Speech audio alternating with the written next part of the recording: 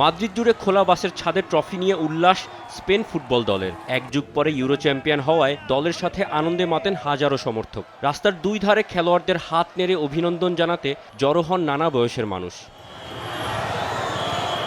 ছাদ খোলা বাসে ট্রফি উঁচিয়ে উদযাপন করে লা রোহারা। রদ্রি, মোরাতা, ইয়ামালদের সাথে যোগ দেন কোচ লুই দে লা ফুয়েন্তে।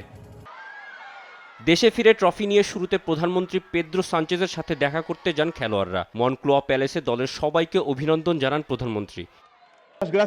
অভিনন্দনের সাথে আমি তোমাদের ধন্যবাদ জানাতে চাই, কারণ তোমরা স্পেনের সেরাটা বিশ্বকে দেখিয়েছো।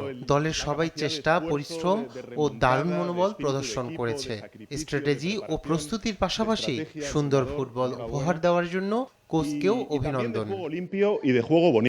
এরপর সমর্থকদের সাথে শিরোপা উদযাপনের জন্য জমকালো আয়োজন করা হয় সিবেলেস স্কয়ারে। হাজার হাজার সমর্থক সেখানে উদযাপনের লাল রঙে মাতেন।